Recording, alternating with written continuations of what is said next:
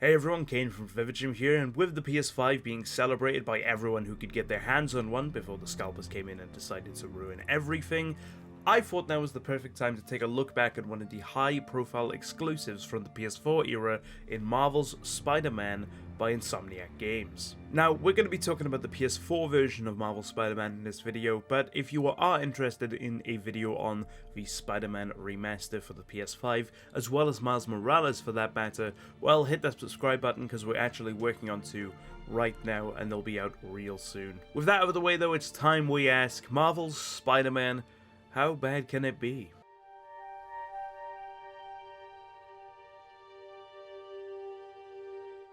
If you've played or seen 90% of all things Spider-Man over the last 20 plus years, you likely already know the basics of the character, and know that we are playing as Peter Parker, high school student turned superhero after being bit by a radioactive spider. Well, Insomniac realized that everyone and their mother knows who Spider-Man is and where they came from, and thus decided against making this an origin story for the red and blue spandex. Instead, Marvel's Spider-Man follows a 23-year-old Peter Parker 8 years deep into his career as the webhead, though still struggling to maintain that work-life balance. The story starts off with Spider-Man leaping from his apartment to assist the police in the takedown of the Kingpin, Wilson Fisk. After fighting his way up to Fisk, he battles and eventually defeats him. Soon after Fisk's removal, however, a new gang known as the Demons begin closing in on his territory, hunting down research on a project known as Devil's Breath. And it's up to the team of Peter Parker, his ex-girlfriend and Daily Bugle reporter Mary Jane Watson, and later on in the story Miles Morales, to stop them and a team of Spider-Man's greatest foes wreaking havoc on the city. As usual, I don't want to say too much about the plot to avoid spoilers for anyone interested in playing, but I have to say that it honestly might be my favourite Spider-Man story out there. It knows and pays homage to the character in all its forms, whether that be on a screen or on a page.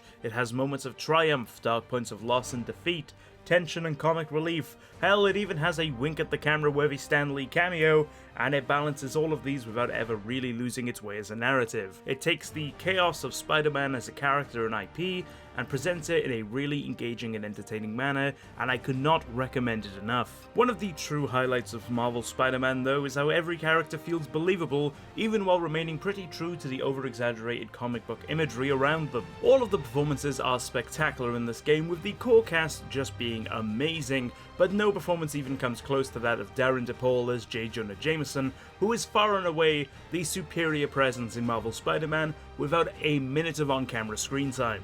His angered yelling about the webhead being a menace on his Alex Jones-esque talk show, Just the Fact with J. Jonah Jameson, is legitimately one of the best parts of this game, and it made me chuckle if not laugh constantly while swinging around the city. It's such a brilliant twist to the Triple J formula that I hadn't seen before, but it fits so perfectly. I also want to touch upon the side quests in this game, as personally speaking, this is where the game takes a bit of a dive.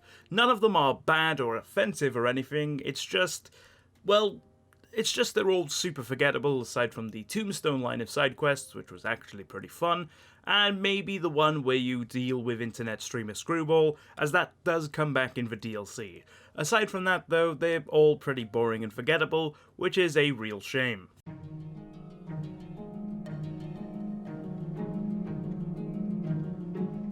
This is the fourth Sony exclusive that we've covered on the channel, and I should clarify that this was recorded on a PS4 before I got my hands on a PS5, and that is a standard PS4 and not a PS4 Pro. So it doesn't look as good as it could in this footage, but I have to say that the differences I've seen between the two versions are by far the smallest out of any of the Sony games I've played and covered.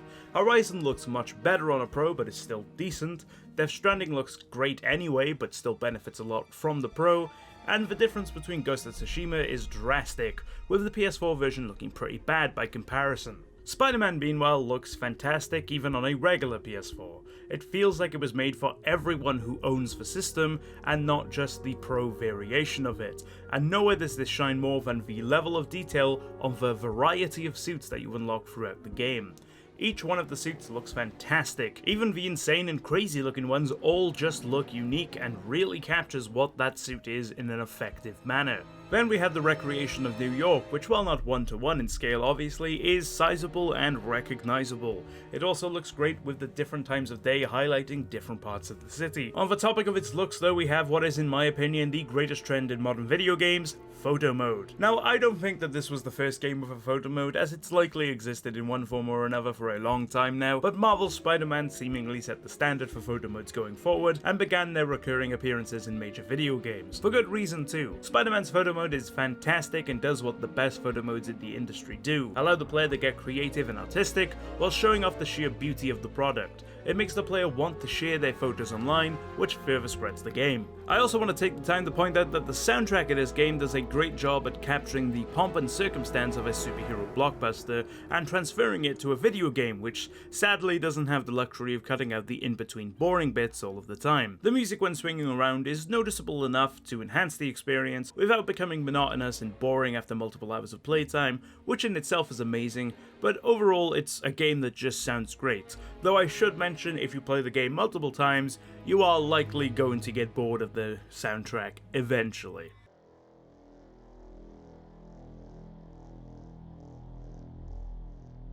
So the gameplay for Spider-Man is a mixed bag, as it's really where some of my problems with the game arise. For example, let's start with the combat. Spider-Man being a superhero game in a post-Arkham world is one that uses the popular free-flow system, and in my opinion, it is the greatest use of that system I've played as of writing this script. The way the combat incorporates the acrobatic nature of Spider-Man alongside the intelligence of Peter Parker via his gadgets, it works wonderfully. The downside I found with it though is that it is a style that you really need to warm up to, with it being super easy to get caught out while being locked in animations and surrounded by enemies. Even with what must be 100 plus hours in game at this point, I still find myself having to have a few fights before I become a well-oiled machine, and I still occasionally get stun locked into submission anyway. Then let's take a look at the activities, or as I like to call them, map filler. We already talked about the side quests, but aside from that, there are an assortment of extra things for you to achieve while swinging around the city.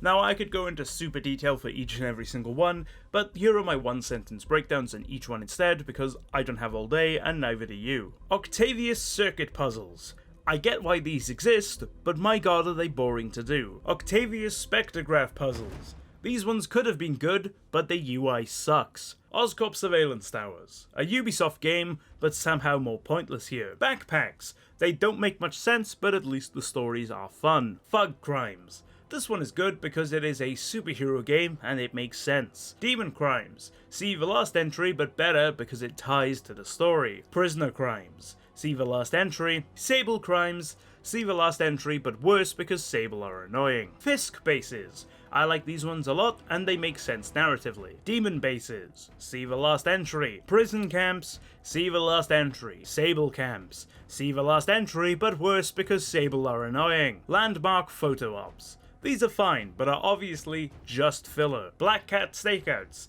They're like the landmarks, but have a purpose, so I like them. Secret Photo Ops. These are annoying to do, and I hate them. Research Stations. These are fine, and should have been the only research tokens available. Taskmaster Challenges. Fuck Taskmaster and his stupid challenges. So as you can see based off that list, there is a lot of things to clutter your map throughout the game, and unless you do them as you go along, you're going to have a big boring grind to get everything after the fact, and it is a real slog to do so. It wasn't until I decided to platinum the game shortly after this video was written that I even bothered to do a good quarter of these tasks, just because there was so much to do. More isn't always better. Finally, I want to talk about one of the more divisive elements of these games in the form of the MJ and Miles-centered stealth missions. I remember when this game came out that a lot of people really didn't like these missions, and I get it. They can be pretty tedious and slow-paced, which can be a tad frustrating, but personally, I'd argue that they are much better than the stealth missions where you play as Spider-Man. When playing as Spider-Man, you're used to going at a certain pace, so being forced to slow down breaks the flow that you want to play as, whereas these missions deliberately slow you down and take you away from Spider-Man. They apply more tension to the scene, and they mix things up enough throughout these missions to keep them interesting, unlike stealth missions where you're playing as the webhead, which is essentially the same process over and over again. That's not to say I think these stealth missions are perfect though. I think they could have done with a lot less of them in the game, but they are enjoyable and deserve a bit more credit than people give them. And I honestly think that's what sums up Insomniac's Marvel Spider-Man the best. Even at its lowest points, the game is still a perfectly enjoyable experience, but when it hits its true peak, you get what is easily my favorite PlayStation exclusive, and on top of that you get what is, in my opinion, the ultimate superhero experience in video game form. It's fantastic, it genuinely is, I can't recommend it enough. What do you guys think of Marvel Spider-Man though? Let me know in the comment section down below. Remember to hit that subscribe button because we do have the remastered video coming real soon, as well as a Miles Morales video coming shortly after that. Please remember to hit the bell so you're notified as soon as those videos drop. I would greatly appreciate it, and continuing our discussion there. If you want more content right now, however, well, there should be some videos on screen for you to click on. I've been Kane from VividChim, and I'll see you all soon.